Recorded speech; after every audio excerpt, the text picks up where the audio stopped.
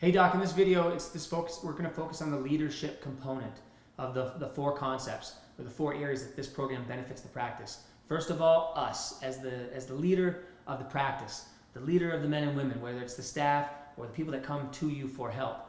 We need to get real crystal clear on what our founding principles are, what our core values are. They go by different names. I just like founding principles. So what's the purpose? How to deconstruct why this is so important to me, why this is so important to you.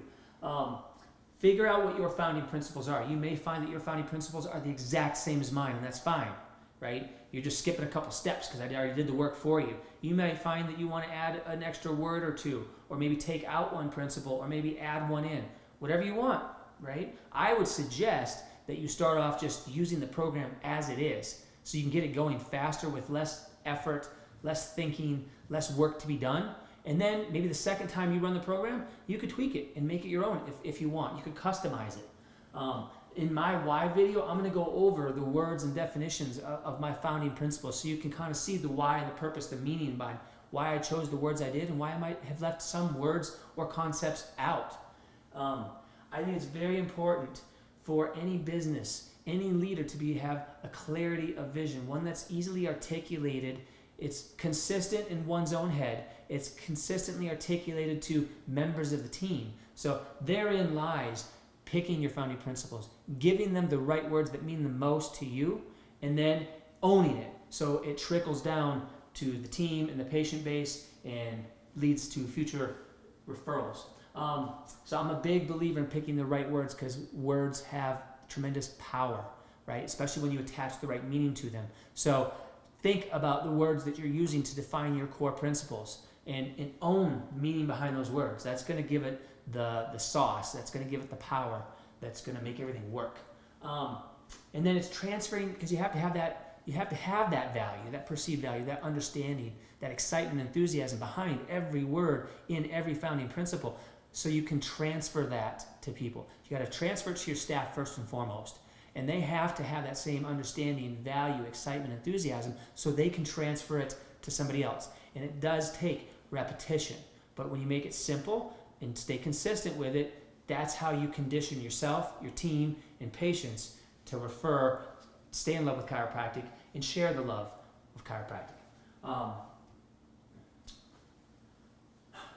Suggestions. Own it, own it, own it with certainty. Go over it again and again and again. I nailed this into my head to where I can repeat them cold and fast and consistent. I could go backwards and forwards. I recommend you do the same thing. You don't want to hum and ha about this, especially when you're leading your staff and saying, this is what we believe in. This is the founding principle of the practice. This is what we do. This is what we offer. It has to be said with consistency, authority, and enthusiasm. And you can't waver at all. So you have to own it yourself. So memorize it like crazy, like it's your own phone number or your home address. You don't have to think. It just comes out of you. Setting the tone for how serious this stuff is, the founding principles. When you're integrating this program into your practice, we're setting the tone for why this is important, why we have to do this, what happens if we don't do this. So your staff knows that this is not just some, oh, he or she's kind of getting crazy, this time of the year and whatever. I'm always going to be crazy about this because it's that important to us. So I expect you to be crazy about it too, right? If you set the tone right and set your expectations right, your staff will understand this, will respect it, and will benefit from it immensely. But it all comes back to you. It all comes back to your excitement, your commitment, and your enthusiasm. So build that up as much as possible when you are talking about your founding principles, why you believe in them, why they must exist, and why everybody else must adhere to them and know them like they are their own phone number as well. Okay? So that's it on leadership. Let's move on to the next video. All right, Doc, let's talk about the team building component. Kind of deconstruct the purpose and the why behind it all, and then give you some suggestions. So only 2 slides yet again. We need to be closing the gap between where we are as the leader and where our teammates are. Whether you have 1, 2, or 20, it doesn't matter. We need them to be well enlisted, well educated, and very congruent in line with what we're doing here. So we need to close the gap between what we know and what we believe in, how we would articulate it, and theirs. I found that a doc could be extremely enthusiastic, a great communicator, but their office manager or their other CAs are way behind them in their abilities. That's why I wanted to shrink this program down into, again, only 4 founding principles. I tell my staff, guys, I don't need you to memorize a vast array of stuff. I just need you to memorize 4 things. Please, you have to know these things in order to stay on the team, right? So you have to know it like your phone number. That closes the gap between how I communicate chiropractic and how they communicate chiropractic. How I understand chiropractic on a very simple but powerful level, and how they understand it on the same simple, powerful level. So you got to close that gap as much as possible with everybody on your team. This program will do that for you if you commit to it. Can they sell what you are serving? We serve chiropractic and all the benefits that come with chiropractic care, right? But can your staff sell chiropractic the same way you do? This is why we're trying to create some consistency in the practice in terms of what are we selling, right? Just like menu items on, or items on a menu, right? Food dishes on a menu in a restaurant. If you go to work at the restaurant, you have to memorize the dishes on the menu. You have to be able to explain them. If you look in many chiropractic offices, they can't describe a lot of what the chiropractic office is selling or represents or stands for, right? So we need to let the staff know, just if like you were coming to me to be hired in my restaurant, you have to know what's on the menu. You have to memorize it like your phone number, right? In order to be on this team. So that's very important. And you'll notice that when you do that, their ability goes up, and so does the practice. It just rises with the tide there, so to speak. Team culture, consistency and accountability. We have to be consistent about this ourselves. So every Monday morning huddle, I bring this up and say, I'm not letting this go. I'm too committed to this to just go about business as usual, right? I ask people in a public forum, pop quiz, several other people standing around, tell me what a subluxation is. And a lot of times, at least when you're starting this program, they're going to falter. They're going to get nervous, right? Because they're just learning it. They don't know it like at their phone number yet. But because it's in a public setting and they know that the team culture is expecting everybody to know it, they will be forced, right, through their environment to learn it, to know it, and to own it to where they can recite it as if it were their own phone number. So you keep doing it again and again and again until you get to that level. Now, when I run this program in the office also, by the way, 4 to 8 weeks, I don't expect my staff to memorize it and know everything in that time. I've been working on this for several weeks prior to running in the office. And I recommend that you constantly quiz your staff on what is an adjustment, what is health, what is this founding principle, what is that founding principle, and then even go past that. Well, great, you recited it, A+, perfect, well done, but what does it mean to you, right? How could you have a conversation around it? Push them to that level as well, right? They deserve to be pushed to that level so they can own it for themselves as an individual, but you deserve to have them at that level as well so they can be that kind of an asset to your practice. But it all starts with us. I have to be very consistent in our focus and our effort and how we engage with our patients, right? Or engage with our staff and train them. And we have to hold them all accountable to each other, right? In the cause. Some suggestions, okay? First of all, you have 9 downloads. You have stuff that's more for staff and stuff that's more for the patient base.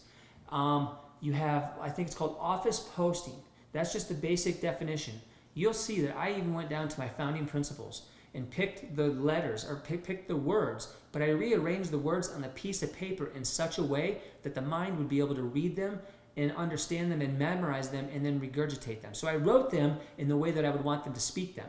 That's how analytical I am and how committed I was to this program. So if you like the words that I choose in the founding principles, I would say stick with it, because psychologically I used a lot of stuff here to make it more effective, helping them understand it, memorize it faster, be able to regurgitate it or recite it in a certain line. Like health is a state of optimal function and not merely the absence of pain, symptoms, or disease. I wrote everything in a certain way where if they memorize it a certain way, see it a certain way, then they'll say it a certain way. I put these things in staff areas, break rooms, restrooms, anywhere you can have these postings, the office postings on the founding principles, put them there so the staff has to see them often and a lot. And I even encourage my staff, every time you see this, I want you to at least say it in your head, right, without reading it. If you can't understand it or can't memorize it, look at it, read it. If you can, read it out loud. Read it out loud with enthusiasm. Say it in your head out loud with enthusiasm. Change the tone that you put on the words, etc., etc. So I literally coach them on the most efficient way to memorize the founding principles and own them with enthusiasm. So when they say it to somebody, it's not just a regurgitated message. It's not just a script, right? So that's how you use the office postings concept when it comes to team building component. So print those out and start strategically using them week to week in your office and in your team trainings. Prep the team for expectations. I tell them, I'm going to pop quiz you. You will be called out, right? These are the expectations. This is the goal. I'll let you know if your explanation was a C+, a C-, an F, or an A+. I'll be rating it. So I set the standards pretty high, and they kind of followed suit on that. It's kind of an important thing to do, is setting the tone and being upfront with your expectations. And yes, there's nothing like pop quizzes. So every once in a while, in between patients, you might go out to an associate doctor, or you might go out to your CA or office manager and say, Joe, tell me what a subluxation is, right? Catch them off guard, set the expectations for you need to be able to know this even when you're busy, even when you're stressed, even when you're not expecting it. And you get them to own your founding principles at that level, that's where you want to be, doc. All right, so let's move on to the next video. Patient development. In this video, again, only 2 slides, deconstructing the purpose behind why I'm doing this, why you're doing this, and making some suggestions. Better patients create bigger practices. Kind of goes without saying, but what do we mean by better? Having a clear understanding of what your founding principles mean to them. It's very important that you help them try to understand maybe what you understand, but that's not the end-all be-all. We want to actually see, what does this founding principle mean to you? You know, when we go over the definition of health, tell me if you had to rewrite the definition of health in Webster's dictionary, how would you write it? Let them respond. You're asking questions, right? That's how we're developing these patients, is figuring out where they're at first by asking them a question rather than telling them something, and then we build on top of that, right? Or maybe they're over here, but we want them to be over here. Let's first identify that they are here, and then figure out how to get them starting to move in the right direction. So very hard for me, because I'm more of my default setting is to teach and preach, and teach and tell. Don't be that guy or girl. Ask the person, what does this mean to you? Or if you had to explain chiropractic to somebody, what would be some of the words you would use in your explanation of chiropractic? And see what they say, and then build on that, and just keep building the conversation and evolving their understanding of your founding principle, your definition. It doesn't have to be exact. Your staff has to be exact like you. They have to be of one mind, one voice. But the patient, we're just trying to get them in the ballpark of understanding that health is not about just feeling good moment to moment. It's about functioning your best for your lifetime. It's not just about not having symptoms or disease, right? So you can be a little dynamic with that. Don't be too rigid. Have fun. But we're helping the patient become better in their understanding of your founding principles, so they can communicate it better to the people in the outside world, right? And we're also trying to change.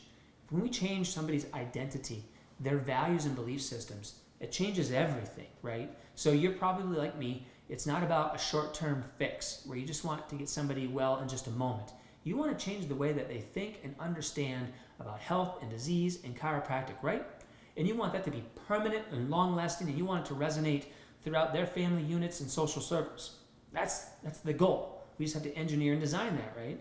So the founding principles in engaging in conversation, question-based conversation, and figuring out where they're at and evolving them to a higher level of understanding is changing their identity about something, about a subluxation, about what the adjustment is, about what health truly is. When you involve their identity, their values and beliefs, you evolve them as a patient. An evolved, engaged, and educated patient stays in the practice longer, values chiropractic at a higher level, and stays there longer. And of course, they bring in tons more people, right? So we don't want them just educated and to be able to regurgitate something because they know you're expecting a certain word. We want them to actually own it and believe it themselves. That's where the question-based stuff has to come into play. Because questions will make them think. It will make them integrate information at a much higher level, and it becomes them rather than it's just something they heard the doctor say. That's key. Some suggestions: print out the office handouts. Now this is in the 9 PDF downloads. These, I only have 4, so there's 4 handouts that I give out, right, to patients. right? I print these out because they look relatively the same. I designed them that way. You usually have your founding principle up at the top, and then you have a little special message that I created, and you might find that the message I created is totally congruent with where you're at and your philosophy and your vision, and you don't have to change it at all. You might simply want to do a little copy and paste and a little customization of your own. Go right ahead, right? But I put a little message down below, special message from the doctors or the team, and then I put something very subliminal about conditioning them to refer, right? You'll see that as you download that, and that's very consistent throughout all 4 of those handouts, whether you're doing it every 4 weeks or every 8 weeks, whatever. A lot of times I'll engage in conversation, the question, asking them, hey, you know what subluxation is? You know, or what's chiropractic? If you had to describe it to somebody else, what would you say to somebody else who doesn't know anything about chiropractic? Figure out where they're at, evolve the conversation, do a great adjustment, and then I usually end up taking the paper and folding it over and say, I want you to read this special health message from me to you. It's not that long, won't take that long, but take it home with you and read that today. They're going to read the special health message, which parlays off the question and the topic of discussion of the day, but they're invariably going to read what's down below that, which is a little bit of a statement to condition them to think about us, talk about us, refer people to us. And you'll see that is on every single handout. So if you want to customize that, go ahead, but make sure you're leaving that subliminal hint on all of your papers. Now, because they look relatively the same, the founding principle is very different, but I put them on colored paper. Very cheap and easy thing to do, but it makes it stand out. So as I'm doing it consecutive week to week, they'll see that, well, last time he gave me something yellow, but this time it's pink, right? So this must be something new or different. So that piece of paper doesn't find its way into the back of the car seat and get thrown out later. So just a suggestion, that's what I do in my office to keep it a little dynamic, a little fresh and interesting, and to keep people engaged and add a little variety to stuff. So print it on color paper. I use whiteboards and TV screens, and I use social media like crazy, and you should too. So a lot of times in my office, here's a suggestion. I bought picture frames. You could do something like this, a picture frame, and I bought white backing. I put it inside the picture frame. There's nothing inside there, and I hung it up on the wall. So it's just a framed piece of whiteness, right? And then I write different stuff on my whiteboards instead of having whiteboard. Or maybe you have whiteboard already hanging. Ask a question. That's the topic or the focus of the week, and it starts the conversation going on training people to understand your founding principles, right? What is chiropractic? Question mark. That's it. So as I'm adjusting them and I'm having them move around, I'll say, I've got to ask you today, it's the focus of the week. What is chiropractic? And I'll evolve it a little bit more. I don't want them to stammer too much, but let me change this for you. If you had to describe chiropractic to somebody that doesn't know anything about chiropractic, what would you say? And I'll help them out a little more. Give me like 2 or 3 words. It's a word association game. Give me 2 or 3 words that you would use to describe chiropractic or health. I've said this before in another video. If you had to rewrite the definition of health in a dictionary, what would you say? And it starts the conversation, right? Rather than me telling them things, they have to think. They have to find something inside to engage me, right? And then I can start evolving that, reshaping that for them, which goes back into changing their values, their beliefs, their perspectives, which makes them a better patient and equips them with the ability to go and talk about chiropractic in the community and send me referrals. Ask questions, get them to engage. So that's how I use whiteboards. That's how I start the conversation. That's how I use the handouts. On the TV screens, well, that's where the PowerPoints. So download the PowerPoints, right? And put those, if you have TV screens anywhere, just put them on loop, right? And let them play. But it's very congruent with what you're saying. It's very congruent with what you're handing out, very congruent with the message on the whiteboard. And now you have a very dynamic way of influencing people. And then social media, I do the same thing. Once a day while I'm running this program, I just try to put something out there that's congruent with definition. Doing polls, asking people for their opinion, gets them to engage. Have fun with it, but keep it congruent with what's going on in the office that week. And you could even do a live video or videos from the office on the topics. You could talk about things that you're asking this questions, and this is what people are saying. You could go on and on about that. So enough about that. Let's go on to the last video. All right, Doc, this one's going to be short and sweet because we already know the purpose of getting referrals. We're just learning how to strategically create in-office programs and campaigns that not only do that, but serve all other purposes regarding this Founding Principles project. But we know that if we get better at getting referrals, that's a good thing, right? So Educated and engaged patients are better referral sources. That's what this program is designed to do, is equip them and condition them with the ability or mindset of referring people into the practice. So giving them the right words, the right tools and expectations, combined with enthusiasm and great results, that's what creates an engaged and enthusiastic patient. But we also want to give them the right words through education and conditioning, which implies repetitive nature, which is why we run this for 4 to 8 weeks, which is why some components of this program are repetitive, or there's components, similar components in each piece, like on the patient handout, asking them to talk about us. In the PowerPoint slideshows, there's little slides that always talk about, hey, talk about us, refer friends to us, etc., etc. So hopefully you'll see that. I think it's a little subliminal. It's not very confrontational in trying to always ask them and demand referrals. Sometimes it's a little more active.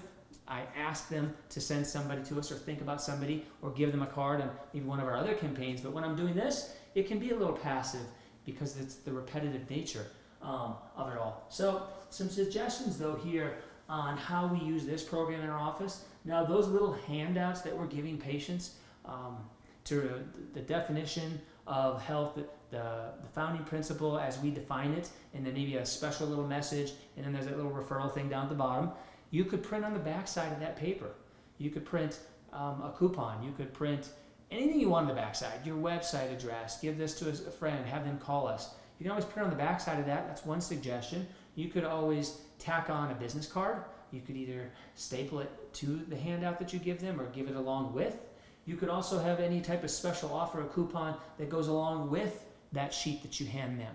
So they're reading something about the office and they're aligning with it and saying, yeah, I agree with that. That makes sense to me, right? That's who I am. That's who I want to be. That's what I want to believe in too. And then it's also down at the bottom saying, hey, you know other people. Let's make the world a better place together. Give this card to somebody. Talk about us. Use these words when you're talking about us. So you see the strategy behind it all, I hope, right? Deadlines and expirations. If you are doing any type of promotional, hopefully you will already know this and do this. I've experimented with all different kinds of ways of doing promotionals. Having deadlines and expirations are always kind of a big deal. It does get you better results. It helps the referrals come in faster and more consistently when there's an expiration or deadline. We tend to honor things when people call in and say, I'm 2 days past, but can I still use it? Of course you can. Come on in. That's when we get you scheduled. But if you're going to ask for a referral or create a system that asks for referrals or anything focused on referrals, always try to have some sort of deadline or expiration date attached to the promotional somehow. This particular program, the Founding Principles program, we try to run as a referral campaign roughly twice a year. So we're actually just getting finished up with one now, and I'll probably schedule it later on down the road a couple months from now, and we'll circle back, and there'll be a ton of new people in the practice who have to go through the program, and all the people that have already been through it, well, we'll evolve the conversation. We'll ask them, did you remember when we did this last time? Were you around? What do you remember? And just keep evolving their identity, their beliefs, and their ability to communicate chiropractic to their family, own it for themselves, but share it with other people as well. So that's it on suggestions. The last video I got for you down below is my personal synopsis of why I chose my 4 founding principles, the words I used to describe them, and I'm just going to give you a little tidbit on that. So go watch that video now, and I'll see you there.